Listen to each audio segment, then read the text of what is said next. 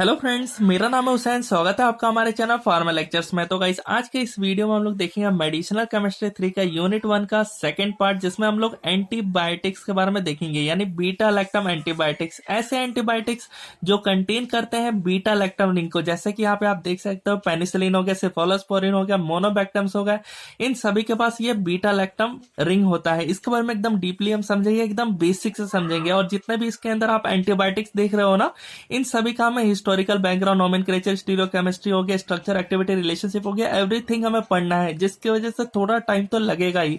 तो guys, video को कर लेते हैं स्टार्ट।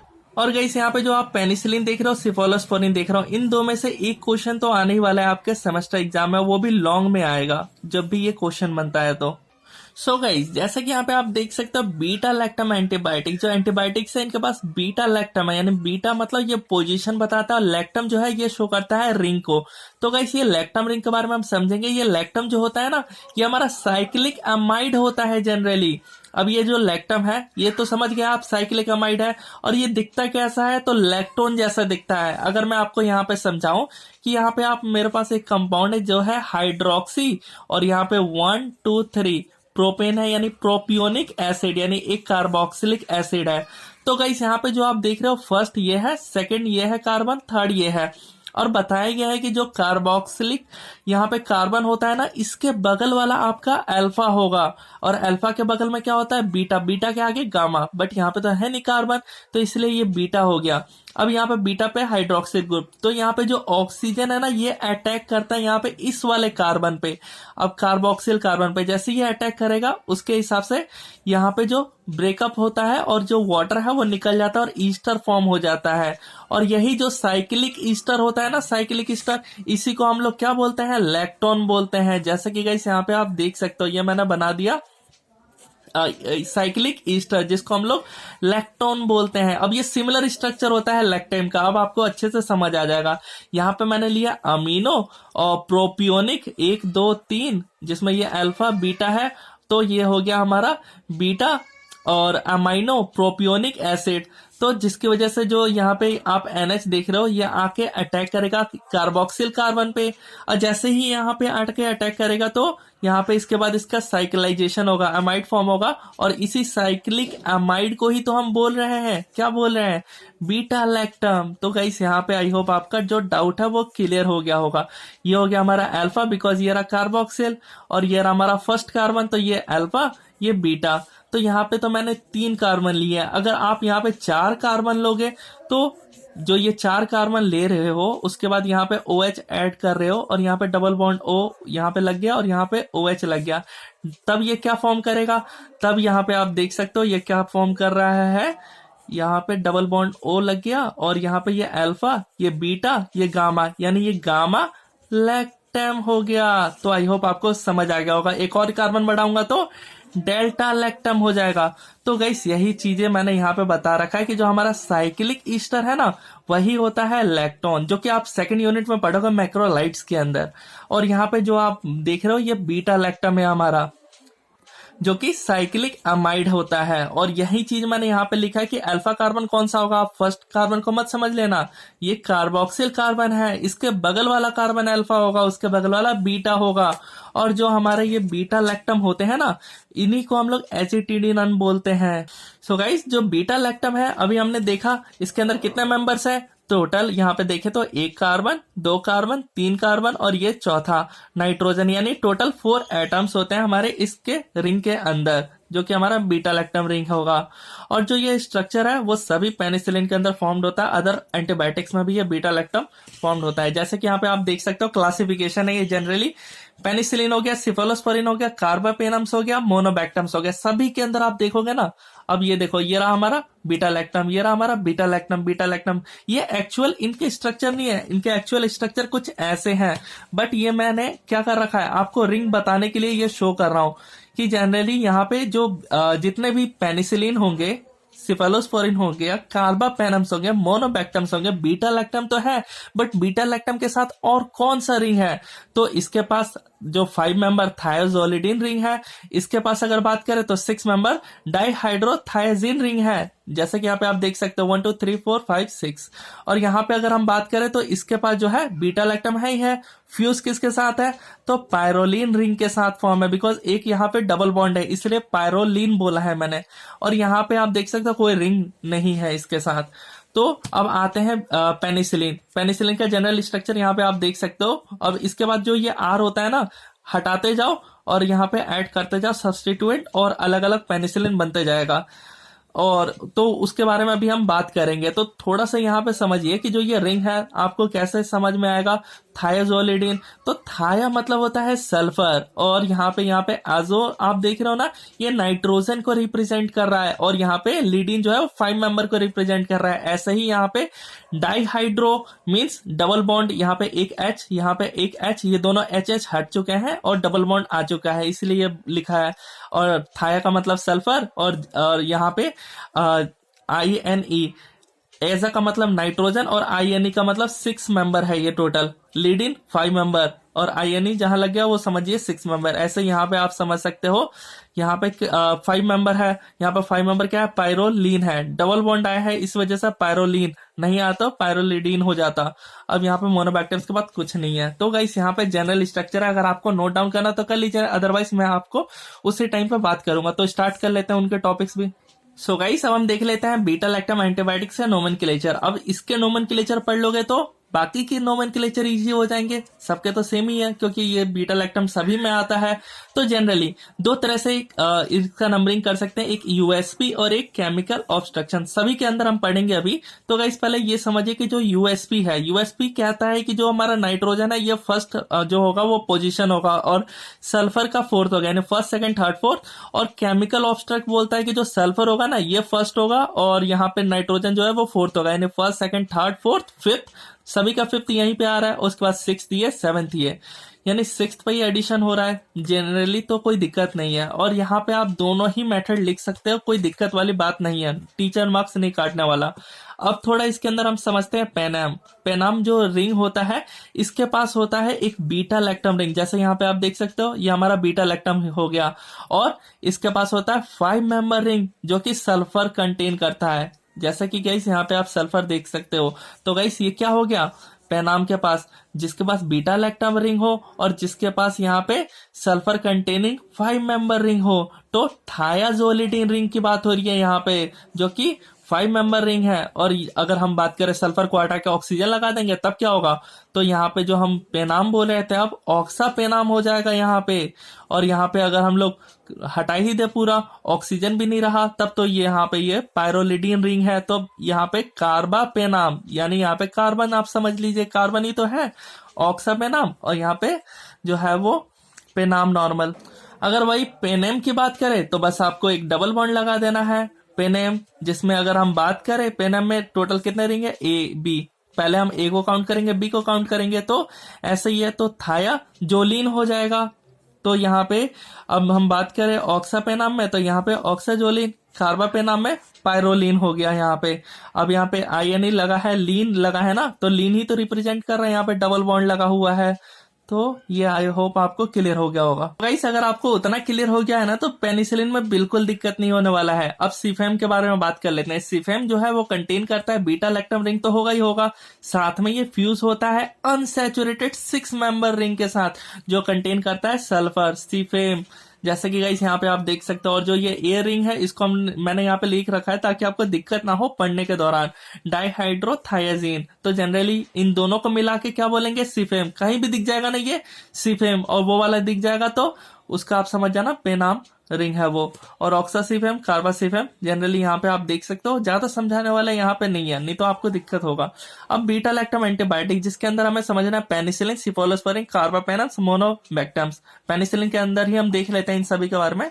सो गाइस थोड़ा सा इसके बारे में इंट्रोडक्शन देख लेते हैं, उसके बाद हिस्ट्री पे पहुंचेंगे। तो जो पेनिसिलिन है, आप नॉर्मल स्ट्रक्चर देखिए, जनरल स्ट्रक्चर है पेनिसिलिन का। अगर यहाँ पे आर आप देख रहे हो ना, इसको हटा के अगर सब्स्टिट्यूएंट करते जाओगे तो डिफरेंट आपको, जितने आपको मैंने लिस्ट दिखाया था पेनिसिलिन के अंदर, वो सारे स्ट्रक्चर बनते चले जाएंगे। जिसमें ए जो रिंग होता है ये थायोजोलिडीन रिंग होता है, और बी वाला तो आपको मालूम ही है बीटा लैक्टम है। तो गाइस जो फर्स्ट एंटीबायोटिक डिस्कवर किया था किसने, अलेक्जेंडर फ्लेमिंग ने, जो कि हमारा पेनिसिलिन था। बट इसको अभी कंप्लीटली उन्होंने उस टाइम पे प्योर फॉर्म में नहीं निकाला था। तो गाइस अभी उसके बारे में भी बात करेंगे, तो थोड़ा सा और समझ लीजिए कि जो ये ऑब्टेन्ड हुआ है एंटीबायोटिक वो पेनिसिलियम नोटेटम से हुआ है। इसको जब इन्होंने खोज किया था, कब खोज किया था, 1928 में। बट इसको जब रिपोर्ट किया गया ना, वो डेट है 1929 का।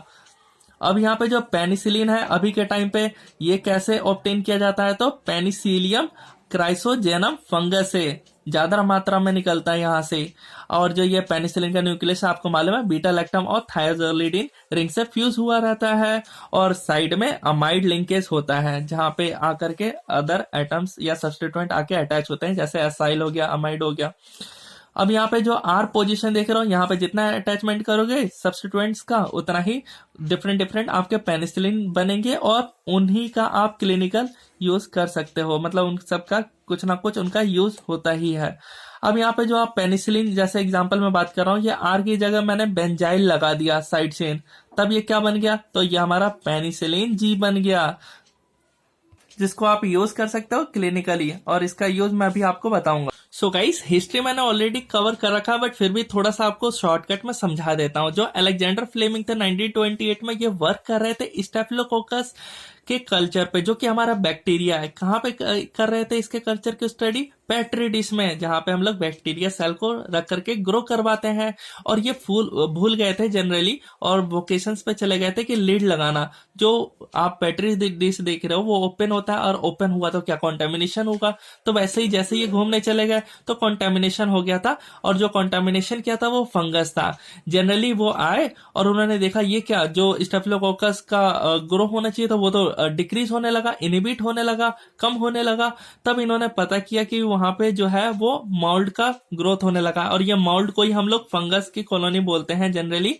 यानी जो हमारा फंगस था वो कौन था, वो था हमारा पेनिसिलियम नोटेटम, जिसको इन्होंने आइडेंटिफाई किया, और इन्होंने बताया कि जो वहां पे ग्रो हुआ है वो पेनिसिलियम नोटेटम है, जिसकी वजह से ग्रोथ नहीं हो पा रहा है। और ये जो पेनिसिलियम नोटेटम है ये तो इन्होंने खोजा, उसके बाद फिर और इन्होंने एक्स्ट्रा उसके ऊपर सर्च किया और देखा कि ये जो पेनिसिलियम नोटेटम है ना, पेनिसिलियम नोटेटम ये क्या कर रहा है, वहां पे सिक्रीट कर रहा है केमिकल्स, जिसकी वजह से जोन ऑफ इनिबिशन, यानी इस एरिया में जो है वो बैक्टीरिया ग्रोथ नहीं हो रहा है। और वो क्या सिक्रीट कर रहा था, वो सिक्रीट कर रहा था पेनिसिलिन को। तो इन्होंने ये भी पता कर लिया कि वो कुछ ना कुछ तो सिक्रीट कर रहा है, और वो था पेनिसिलिन। फिर इन्होंने पेनिसिलिन के बारे में पता चला, बट ये पेनिसिलिन है ना, इसको इन्होंने बहुत डाइल्यूट किया, 800 टाइम डाइल्यूट करके देखा, बट फिर भी ये बहुत ज्यादा इफेक्टिव था। इसलिए इन्होंने बोला कि इसका कोई अभी क्लिनिकल यूज नहीं कर सकते हैं, और इन्होंने इसको अभी मतलब कि प्योर आइसोलेट और प्यूरिफिकेशन नहीं किया था, जिसको हम यूज कर सकते हैं। तो ये रहा इनकी कहानी। और जिस एंटीबायोटिक यानी पेनिसिलिन का आज आप यूज कर रहे हो, उसको जो आइसोलेट किया था उनका नाम है फ्लोरे और चेने। इन्होंने अलेक्जेंडर फ्लेमिंग को स्टडी किया इनके वर्क को, और आइसोलेट और प्यूरिफाई किया थ्रू फ्रीज ड्राइंग प्रोसेस और क्रोमेटोग्राफी की मदद से, जिसकी वजह से सभी को नोबेल प्राइज मिला। तो अब हम देख लेते हैं केमिस्ट्री और नोमेनक्लेचर। जनरली जो पेनिसिलिन है ये ग्रुप ऑफ कंपाउंड्स है, मतलब डिफरेंट आप देख सकते हो, सिर्फ आर ग्रुप हटाना है और डिफरेंट यहाँ पे स्ट्रक्चर बन जाएंगे, यानी इसकी एक फैमिली है पूरी। जो पेनिसिलिन है ये इसका फ्यूजन होता है बीटा लैक्टम और थायोजोलिडिन रिंग से। अब यहाँ पे आप देख सकते हो नंबरिंग सिस्टम पे। अब यहाँ पे जैसा कि मैंने आपको बताया था केमिकल एब्स्ट्रैक्ट और यूएसपी नंबरिंग चलता है। जैसा कि आपको अभी मालूम चल गया, केमिकल एब्स्ट्रैक्ट में सल्फर 1 और नाइट्रोजन 4, बट वहीं पे यूएसपी के अकॉर्डिंग नाइट्रोजन 1 सल्फर 4। तो गाइस यही चीजें लिखा है यहाँ पे। अब थोड़ा हम इसके आईयूपीएसी नेम के अंदर आते हैं। जो इसका आईयूपीएसी नेम है इसमें फर्स्ट क्लासिफाई किया गया है पेनम डेरिवेटिव से। पेनम अभी मैंने आपको बताया था क्या होता है, जिसमें आपका एक बीटा लैक्टम रिंग होता है और साथ में यहाँ पे आप देख रहे हो 5 member ring containing sulphur and 1 nitrogen. तो गाइस यहाँ पे अगर हम देखें तो गाइस पेनम डेरिवेटिव्स में आपको पेनाम तो आप समझ चुके हो, ये रहा हमारा पेनाम, बट इसके अलावा जो भी आकर के सब्स्टिट्यूशन हुआ है ना, उसका आपको बस नाम लिखना है। जैसे कि यहाँ पे आप देख सकते हो 6th पोजीशन पे, अगर मैं यहां से लूं या यहां से लूं, 6th पोजीशन हमेशा यहीं पे आएगा, 7th यहीं पे आएगा, तो 6 असाइल अमाइनो। जैसे कि गाइस यहाँ पर देख सकते हो ये रहा असाइल, ये रहा अमाइनो, और 2 पोजीशन पे जो है, अगर मैं यहां से नंबरिंग मैंने किया है तो यहाँ पे 2 2, यहाँ पे डाइमिथाइल, और ये हमारा पेनाम बन गया, और लास्ट में हमारा थर्ड पोजीशन पे क्या है, कार्बोक्सिलेट है। बस खत्म। ऐसे ही पेनिसिलेनिक एसिड डेरिवेटिव, यानी पेनिसिलेनिक एसिड के बारे में बात करें तो ये रहा हमारा पेनिसिलेनिक एसिड, जिसमें गाइस हमारा बीटा लैक्टम रिंग है, और साथ में यहाँ पे हमारा 5 मेंबर सल्फर और नाइट्रोजन कंटेनिंग रिंग है, जो कि थाइजोलिडीन रिंग है, और यहाँ पे एक CH3 और COH, जिसको हम लोग पेनिसिलेनिक एसिड एसिड आया ना, तो कार्बोक्सिलिक एसिड भी है इसमें। अब इसमें जब भी हम उन स्ट्रक्चर्स के बारे में देखेंगे जो इसके अलावा ऐड हुए हैं, तो ये ऐड हुए हैं, तो बस इतना ही आपको बताना है, 6 acyl amino penicillanic acid, because बाकी सब तो पेनिसिलेनिक एसिड ही है। अब थर्ड जो है वो है पेनिसिलिन डेरिवेटिव। पेनिसिलिन आपको मालूम है, पेनिसिलिन का ये रहा, जिसमें जो आर है, बस यहीं पे हम लोग चेंजेस करना है बस। अब यहाँ पे आर में जो भी हम चेंजेस करेंगे, जैसे बेंजाइल लगाएंगे तो बेंजाइल पेनिसिलिन हो गया। इस टाइप से हमें थर्ड वाले में नेमिंग करना है। अब आते हैं एक इंपॉर्टेंट नेमिंग पे, जिसमें है बाइसाइक्लो रिंग डेरिवेटिव्स। अब यहाँ पे आप नेम कैसे करोगे, तो गाइस यहाँ पे आप ध्यान से आपको समझना है कि गाइस इसके अंदर जब आप नेमिंग करोगे ना, तो सबसे पहले आपको इंटरमीडिएट स्ट्रक्चर देखना है, और इंटरमीडिएट अगर यहाँ पे आप पूरे में देखोगे ना, तो ये रहा हमारा इंटरमीडिएट। और जो ये इंटरमीडिएट है, यहाँ पे कोई भी आप देखोगे तो यहाँ पे सब्स्टिट्यूएंट या फिर फंक्शनल ग्रुप ऐड है इसके एन पे या फिर CH पे, नहीं ऐड है ना, इसीलिए 0 लिखा है मैंने। अगर यहाँ पे कुछ भी ऐड होता, OH जैसे ऐड हो गया तो 1 लिख देता मैं यहाँ पे। तो गाइस ये 0 है। और राइट साइड अगर देखूं तो जो C के मतलब C और N के बगल में जितने भी है, सिर्फ एटम डायरेक्टली, तो एक यहाँ पे आप देख सकते हो सल्फर है, कार्बन है, और उसके नीचे कार्बन है, यानी 1 2 3 है। और यहाँ पे लेफ्ट साइड में आऊं तो यहाँ पे तो सिर्फ 2 ही है, क्योंकि इधर के इनके पीछे नहीं जाना है, बस इन्हीं के अंदर में जो ये रिंग है, इसके अंदर कितने आ रहे हैं, तो 1 2 2 आ रहे हैं, तो मैंने यहाँ पे 2 लिख दिया।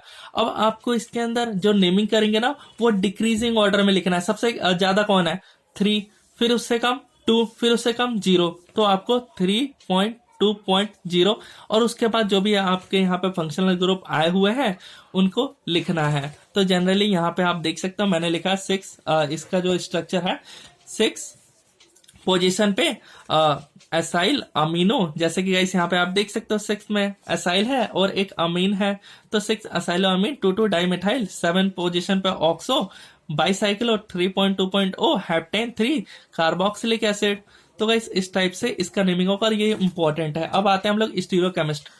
सो गाइस अब हम देख लेते हैं स्टीरियोकेमिस्ट्री। स्टीरियोकेमिस्ट्री के अंदर सबसे पहले आपको ये यहाँ पे ढूंढना है कि कितने यहाँ पे कायरल कार्बन है। कायरल कार्बन उन्हें कहते हैं जो एक कार्बन जो है ना, उसके चारों जो साइड है वो डिफरेंट डिफरेंट एटम से अरेंजमेंट होना चाहिए। जैसे यहाँ पे अगर पता करें तो टोटल 3 मिलेंगे, 1 2 3। इसको अगर देखोगे तो देखो ये सेम सेम आ गया, बट इसको अगर देखोगे तो एक हाइड्रोजन है, एक कार्बोक्सिल ग्रुप है, एक कार्बन है और एक नाइट्रोजन है, चारों अलग है। इसको अगर देखोगे तो नाइट्रोजन सल्फर हाइड्रोजन कार्बन, तो गाइस अलग अलग है ना। अब इसको देखोगे तो यहाँ पे नाइट्रोजन, और यहाँ पे आप देखोगे तो हाइड्रोजन कार्बन, और यहाँ पे आप देखोगे तो कार्बन, और यहाँ पे आप देखोगे तो एक कार्बन जिसके साथ यहाँ पे हाइड्रोजन है, बट यहाँ पे डबल बॉन्ड ऑक्सीजन है। तो गाइस यहाँ पे अब आते हैं हम लोग टोटल। यहाँ पे अगर मैंने यहाँ से नंबरिंग किया, अगर आप यहाँ से नंबरिंग करोगे तब तो डिफरेंट होगा यहाँ पे। तो गाइस जनरली आपको ये नहीं लिखना है, सिर्फ आप ये समझिए कि 3 कायरल कार्बन है, और दोनों ही सही है। ऐसा नहीं है कि अगर आप यहाँ से लिखोगे कि सेकेंड कार्बन और यहाँ पे आप लिखोगे 5th कार्बन और 6th कार्बन, गलत नहीं माना जाएगा, बट वहां पे आपको शो करना पड़ेगा आपने नंबर किस टाइप से किया है। अब कॉन्फ़िगरेशन पे आते हैं, तो कॉन्फ़िगरेशन में आप देखोगे कि यहाँ पे ये क्या है, एब्सोल्यूट अरेंजमेंट, और यहाँ पे अगर हम बात करें तो रिलेटिव। एब्सोल्यूट के अंदर बात करें तो 3s 5r 6r ये है क्या, तो गाइस वो मैं अभी आपको क्लियर करता हूँ यहाँ पे। सो गाइस यहाँ पे आप देख सकते हो, जिसमें ये थर्ड पोजीशन पे कार्बन है, यहाँ से स्टार्ट करते हैं। तो गाइस यहाँ पे आप देख रहे हो, तो इसका रोटेशन किस तरफ होगा, लेफ्ट साइड में होगा या फिर राइट साइड में होगा। इसके लिए यहाँ पे हम लोग देखते हैं कि एटॉमिक नंबर जो इसके पास वाले कंपाउंड्स हैं इन सब के पास कितना है। तो गाइस जनरली यहाँ से अगर हम देखें, हाइड्रोजन का तो इसका कम है, नाइट्रोजन का इसका ज्यादा है, कार्बन है और एक और कार्बन है। तो गाइस कार्बन के साथ नाइट्रोजन जो है, तो नाइट्रोजन का ज्यादा होता है, तो हम इसको फर्स्ट ये देते हैं नंबर। और जो सेकंड वाला है, अब यहाँ पे देखें तो हाइड्रोजन का कम होता है, कार्बन का ज्यादा होता है, और यहाँ पे भी एक और कार्बन है। बट अब इन ऐसे सिचुएशन में हमें क्या करना चाहिए, अब ये किसके साथ अटैच है उनके बारे में देखना चाहिए। तो ये अटैच है एक ऑक्सीजन के साथ, बट इसी को अगर देखें तो एक सल्फर के साथ अटैच है जिसका ज्यादा एटॉमिक नंबर है। तो सेकेंड हम इसको देंगे, थर्ड इसको देंगे, और फोर्थ जो है हम इसको देने वाले हैं। तो गाइस अगर आप रोटेशन देखोगे तो ये कुछ इस टाइप से जाएगा, यानी आर कॉन्फ़िगरेशन। तो गाइस यहाँ पे आप जो देख रहे हो ये थर्ड वाला कार्बन है, और इसका जो है वो आर होगा कॉन्फ़िगरेशन। बट अब इसके बाद क्या देखना है, यहाँ पे 3R तो आप समझ गए हो। अब इसके बाद यहाँ पे देखना कि इसमें सबसे लोएस्ट ग्रुप कौन सा है। सबसे लोएस्ट है ये हमारा हाइड्रोजन है। यहाँ पे जो हमारा हाइड्रोजन है ये प्लेन के ऊपर की साइड में है या नीचे की साइड में है। ये जो आप लाइन देख रहे हो ना, ये पूरा ये जो है ये रिप्रेजेंट कर रहा है ऊपर की साइड में, यानी ये जो एटम्स का अरेंजमेंट है ये ऊपर की साइड में है। और ये जो नीचे की साइड आप देख रहे हो ये डॉटेड से रिप्रेजेंट है, तो ये अबोव द प्लेन है। अब इस अबोव द प्लेन होने की वजह से ना ये जो आर आप देख रहे हो ना ये चेंज हो जाता है, और ये चेंज हो जाता है एस में। बट अगर वहीं पे अगर डॉटेड होता तब तो ये सेम ही रहता, बट इसको प्लेन के ऊपर होने की वजह से यहाँ पे एस आ जाएगा, जिसकी वजह से मैंने यहाँ पे लिखा है 3S कॉन्फ़िगरेशन जो इसका अरेंजमेंट है। वहीं पे आते हैं फिफ्थ वाले पे। फिफ्थ वाले पे आप देख सकते हो कौन कौन अटैचमेंट है। यहाँ पे सल्फर है, नाइट्रोजन है, हाइड्रोजन है, कार्बन है, जिसमें अगर हम देखें इसका रोटेशन के बारे में बात करें तो फर्स्ट पोजीशन आप किसको दोगे। तो गाइस ज्यादा एटॉमिक नंबर किसका है, तो यहाँ पे सल्फर है तो फर्स्ट इसको देंगे, नाइट्रोजन को हम लोग सेकंड देंगे, यहाँ पे कार्बन को हम थर्ड देंगे, और हाइड्रोजन को जो है वो फोर्थ देंगे। तो गाइस आप यहाँ से रोटेशन देखोगे तो ये जा रहा है क्लॉकवाइज, यानी आर कॉन्फ़िगरेशन। अब हम देखेंगे लोवेस्ट इनमें से प्रायोरिटी। तो लोवेस्ट जो ग्रुप है यहाँ पे हाइड्रोजन है। यहाँ पे हाइड्रोजन का एटॉमिक नंबर कम है। अब ये हाइड्रोजन है ये ऊपर की साइड है नीचे की साइड है। अगर ये ऊपर की साइड है तो चेंज हो जाएगा, तो नहीं है ऊपर की साइड, ये तो नीचे की साइड है क्योंकि डॉटेड से रिप्रेजेंट है यानी नीचे, तो सेम रहेगा, ये आर ही रहेगा। दैट मीन्स मैंने यहाँ पे 5R लिखा है। वहीं पे अगर हम इसके बारे में बात करें इस कार्बन के, तो गाइस यहाँ पे आप देख सकते हो यहाँ से 2 कार्बन अटैचमेंट है और एक हाइड्रोजन और एक नाइट्रोजन है। तो गाइस सबसे ज्यादा हम इसमें प्रायोरिटी किसको देंगे। सो गाइस यहाँ पे हम फर्स्ट देंगे इस वाले नाइट्रोजन को, और जो सेकंड है वो कौन से कार्बन को देंगे, इस कार्बन के साथ यहाँ पे आप देख सकते हो सल्फर अटैचमेंट है, बट इस कार्बन के साथ ऑक्सीजन है, तो हम इसको हम देंगे सेकंड वाला।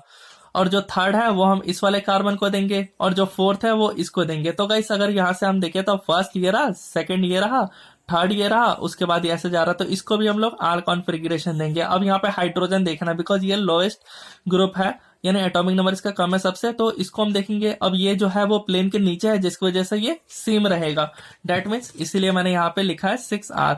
अब यहाँ पे अगर हम देखें इसको रिलेटिव कॉन्फ़िगरेशन में, तो यहाँ पे अगर आपको देखना है कि जो यहाँ पे कार्बन आप देख रहे हो, सो गाइस जैसे कि यहाँ पे आप देख सकते हो जो 6th पोजीशन कार्बन है इसके साथ एसाइल और अमाइनो ग्रुप अटैचमेंट है, जो कि प्लेन के किस साइड है, ऊपर की साइड है। बट यहाँ पे अगर हम देखें तो यहाँ पे जो हमारा है थर्ड पोजीशन ऑफ कार्बन, यहाँ पे कार्बोक्सिल ग्रुप अटैचमेंट है, और जो कि जो प्लेन है उसके नीचे की साइड अटैचमेंट है। तो गाइस यहाँ पे जो इसके कॉन्फ़िगरेशन की अगर हम बात करें एब्सोल्यूट में, तो 3S 5R और 6R होगा। बट वहीं पे रिलेटिव के बारे में बात करें तो 6L और 3D। आप चाहो तो एक और पॉइंट लिख सकते हो कि इसमें जो एसाइल अमाइनो है और कार्बोक्सिल दो ग्रुप है जो आपस में ट्रांस है, एक ऊपर है तो एक उसका अपोजिट है यानी नीचे की साइड में है। अब हम बात कर लेते हैं क्लासिफिकेशन। क्लासिफिकेशन के लिए जनरल स्ट्रक्चर जो हमारा पेनिसिलिन का है वो यहाँ पे आप देख सकते हो, ये ए रिंग है, ये बी रिंग है। आप यहाँ से नंबरिंग कर सकते हो या यहाँ से कर सकते हो, वो आपके ऊपर डिपेंड करता है। अब यहाँ पे जो आप आर देख रहे हो इसको चेंज करना है, जिसकी वजह से डिफरेंट डिफरेंट पेनिसिलिन बनेंगे। सो गाइस जैसा कि यहाँ पे क्लासिफिकेशन है, फर्स्ट आप देख सकते हो पेनिसिलिनेज ससेप्टेबल पेनिसिलिन्स, मतलब ये ऐसे पेनिसिलिन है जो कि ससेप्टेबल है पेनिसिलिन एंजाइम की वजह से। और ये जो एंजाइम आप देख रहे हो ये कौन सीक्रेट आउट करता है, तो ये आपके बैक्टीरिया करते हैं ताकि इन्फेक्शन जो है वो फैले। तो ये क्या करते हैं, वो जनरली आप यहाँ पे क्लासिफिकेशन में देखोगे कि ये तो डिफरेंट डिफरेंट तरह से उसके स्ट्रक्चर को चेंज कर लेते हैं, जिसकी वजह से जो हमारा बैक्टीरिया का जो पेनिसिलिनेज एंजाइम जो उसने सीक्रेट आउट किया है उसको चेंज कर देते हैं, जिसकी वजह से वो हट जाता है, ब्रेक डाउन हो जाता है। और इन्फेक्शन जो है वो क्योर हो जाता है। तो यहाँ पे ड्रग्स है जैसे कि पेनिसिलिन जी हो गया, पेनिसिलिन वी हो गया, और यहाँ पे जो आर है, अभी मैंने आपको आर दिखाया एसाइल ग्रुप में, उस आर की जगह पे आपको ये अटैचमेंट करना है और आपका ये जो है वो ड्रग यानी पेनिसिलिन बन जाएगा। तो ऐसे ही सेकंड है जो है पेनिसिलिनेज, ये रजिस्ट करता है ये सारे पेनिसिलिन। और यहाँ पे आप देखोगे कि पेरेंट्रल और ओरल, पेरेंट्रल के अंदर आते हैं मेथिसिलिन हो गया, फिर नेपसिलिन हो गया। ओरल के बारे में बात करें ऑक्सीसिलिन और क्लॉक्सीसिक्लिन हो गया, या फिर डाइक्लोसाक्सिक्लिन हो गया, सिलिन हो गया जनरली। तो गाइस यहाँ पे आप देख रहे हो कि जो ये स्ट्रक्चर है, जो आर है, आर यहाँ पे आपका अटैचमेंट होगा, आर की जगह पे ये। और यहाँ पे आप देख रहे हो गाइस इसके अंदर भी एक अटैचमेंट चल रहा है, ए और बी, ए की जगह पे एच लगाना है, बी की जगह पे एच लगाना है, तो ऑक्सासाइक्लिन सिलिन हो जाएगा। और यहाँ पे अगर जो ए की जगह पे सीएल और बी की जगह एच लगाओगे तो क्लॉक्सासिलिन हो जाएगा। ऐसे ही नेक्स्ट है डाइक्लोक्सासिलिन, जिसमें दोनों जगह सीएल लगाओगे। थर्ड वाला है सेमी सिंथेटिक, ये भी है। और यहाँ पे पेनिसिलिनेस सेंसिटिव पेनिसिलिन, जिसके अंदर आप देखोगे कि कार्बोक्सिल पेनिसिलिन के अंदर आते हैं कार्बेनिसिलिन, जिसके अंदर आप ये वाला स्ट्रक्चर ऐड कर सकते हो, और कार्फेसिलिन हो गया जिसके अंदर ये वाला स्ट्रक्चर है। सो गाइस यहाँ पे सारे पूरे क्लासिफिकेशन है, जिसके अंदर आप यहाँ पे आप देख सकते हो ओरल पेनिसिलिन हो गया, और लास्ट में मिसलेनियस पेनिसिलिन। अब आते हैं मैकेनिज्म ऑफ। सो गाइस ये रहा हमारा gram positive bacteria, gram negative bacteria. जितना भी पेनिसिलिन होता है इनका काम है कि जो इनका सेल वॉल है उसको इनहिबिट को रोकने का काम करते हैं। जैसा कि गाइस यहाँ पे आप देख सकते हो, ये अंदर के साइड में सेल मेम्ब्रेन है, दोनों में ही ये जो है वो सेल वॉल है, जो कि पेप्टिडोग्लाइकन लेयर से बना हुआ है दोनों में, और इसमें एक एक्स्ट्रा लेयर होता है, और ये आउटर मेम्ब्रेन जो कि बाहर वाला लेयर हो गया layer. So guys I hope आपको क्लियर होगा, ये हो गया आउटर लेयर जो कि बाहर वाला लेयर है। अब इसका मैकेनिज्म समझते हैं। सो गाइस मैकेनिज्म में देख लेते हैं। जो पेनिसिलिन है वो इनहिबिट करता है, हमें भी मालूम है, सेल वॉल को इनहिबिट करता है। मतलब सेल वॉल किस चीज से बना हुआ रहता है? पेप्टिडोग्लाइकन लेयर से। तो इसी के सिंथेसिस को ये इनहिबिट करता है। कैसे इनहिबिट करेगा? तो ट्रांसपेप्टाइडेज को इनहिबिट करके ये इनहिबिट कर देता है पेप्टिडोग्लाइकन लेयर को, जिसकी वजह से ये हमारा, आप मैकेनिज्म यहाँ पे आप समझिए अच्छे से। ये क्या है? ये जो आउटर मेम्ब्रेन होता है ये हमारा किस चीज का होता है? ग्राम नेगेटिव बैक्टीरिया का। बस अंदर का जो भी है ग्राम पॉजिटिव ग्राम नेगेटिव दोनों में सेम है, बस ये एक अलग है। इसकी वजह से सिर्फ वो पेनिसिलिन एंटर कर सकते हैं जो पोनिन को क्रॉस कर सके, जो आउटर मेम्ब्रेन जो कि ग्राम नेगेटिव में होता है। जैसे ये पेनिसिलिन आएगा अंदर के साइड में, तो यहाँ पे क्या क्या होता है? NAM और NAG, ये दो प्रेजेंट होते हैं। NAM क्या है? N एसिटाइल न्यूमेरिक एसिड, और N एसिटाइल ग्लूसामिक एसिड, जो कि हेल्प करते हैं यहाँ पे पेप्टिडोग्लाइकन को। अब यहाँ पे जो कि हमारा सेल वॉल है जिसकी वजह से वो टिका हुआ है। अब यहाँ पे आप देख रहे हो, यहाँ पे ये क्या है? यहाँ पे ये हमारा अमीनो एसिड का चेन है, जो कि यहाँ पे लिंक के फॉर्म हो रहा है।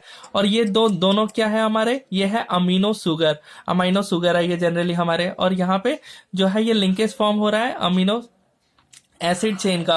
अब यहाँ पे नीचे आओगे तो ये हमारा सेल मेम्ब्रेन है, और ये हमारा सेल वॉल जो कि पेप्टिडोग्लाइकन लेयर है, और ये आउटर मेम्ब्रेन। तो वो जनरली उस पर मत फोकस करो आप ये समझिए, जैसे ही पेनिसिलिन एंटर करेगा तो वो क्या करेगा?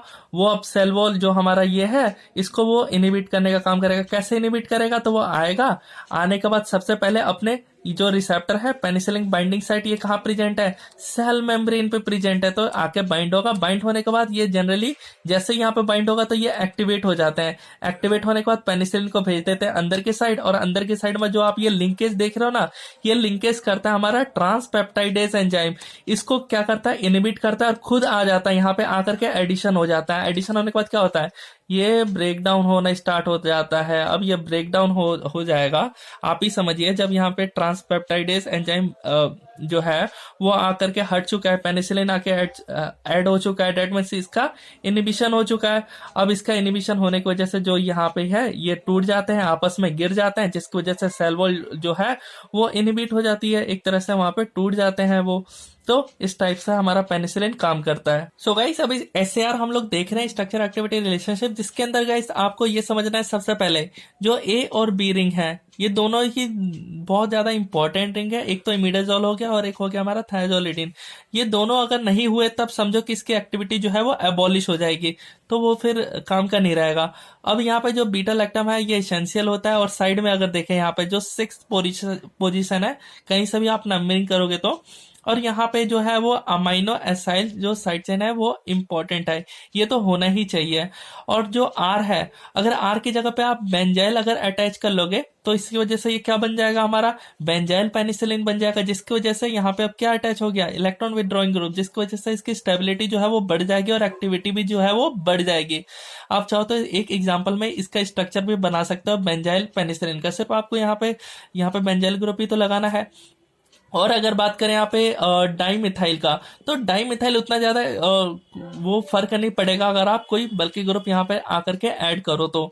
और यहाँ पे जो कार्बोक्सिल ग्रुप है ये बहुत ज्यादा इंपॉर्टेंट होता है, तभी तो हमने जो देखा था सेल मेम्ब्रेन के ऊपर जो रिसेप्टर्स थे वहीं पे तो जाकर के हमारा पेनिसिलिन बाइंड हो रहा था, जिसकी वजह से वो अंदर की साइड में भेज रहा था, और जाकर के तभी तो हमारे ये जो ट्रांसपेप्टाइडेस एंजाइम है इसको जाकर के ये हटा दे रहा था, यानी इनिबिट कर रहा था, जिसकी वजह से पेप्टिडोग्लाइकन लेयर जो है वो ब्रेक डाउन, यानी जो हमारा सेल वॉल है वो इनिबिट हो जा रहा था, रुक जा रहा था, ब्रेक डाउन होने की वजह से बेकार हो जा रहा था और बैक्टीरिया जो है वो खत्म। अब यहाँ पे गाइस, यहाँ पे आप देखो, सो गाइस अगर हम डिग्रेडेशन के बारे में बात करें पेनिसिलिन का, तो गाइस जैसा कि यहाँ पे आप देख सकते हो, ज्यादा अगर इसको एल्कलाइन मीडियम मिल गया या फिर एसिडिक मीडियम मिल गया, यानी ज्यादा एसिडिक और ज्यादा बेसिक मीडियम मिल गया, डेट मीन्स ये क्या होगा, इनएक्टिव फॉर्म हो जाएगा इनका। इनएक्टिव फॉर्म में ये क्या ज्यादा एसिडिक मीडियम में बनाएगा, तो कहीं ज्यादा एसिडिक मीडियम होगा तो पेनिलिनिक एसिड ये बनाएगा, और वहीं पे अगर ज्यादा बेसिक मीडियम हो गया तब ये पेनिसिलोनिक एसिड बना लेगा। तो मैं इसका नाम यहाँ पे लिख देता हूँ, पेनिसिलोइक एसिड ये फॉर्म कर लेगा ज्यादा इसको एल्कलाइन मीडियम मिल गया तो। और गाइस ये दोनों ही बोथ आर इनएक्टिव फॉर्म होते हैं, जिसमें हमने डिग्रेडेशन देख लिया। और वहीं पे अगर एंजाइम की मदद से अगर हम डिग्रेडेशन करवाएं, तो जैसे कि एमाइडेज है, वो एमाइडेज क्या करेगा, एमाइड का ये ब्रेक डाउन कर लेगा, जिसको जैसा ये अलग हो जाएगा, ये अलग हो जाएगा। तो गाइस ये हो गए हमारे केमिकल डिग्रेडेशन। तो आई होप आपको वीडियो अच्छा लगा तो अपने दोस्तों के साथ जरूर शेयर करें, जल्दी से जल्दी आपको नोट्स मिल जाएंगे, थोड़ा टाइम कम होने की वजह से मैंने फास्टली कवर किया टॉपिक्स। तो गाइस अगर आपको ना समझ आए तो एक और बार रिपीट आप देख सकते हो सिर्फ उस टॉपिक को।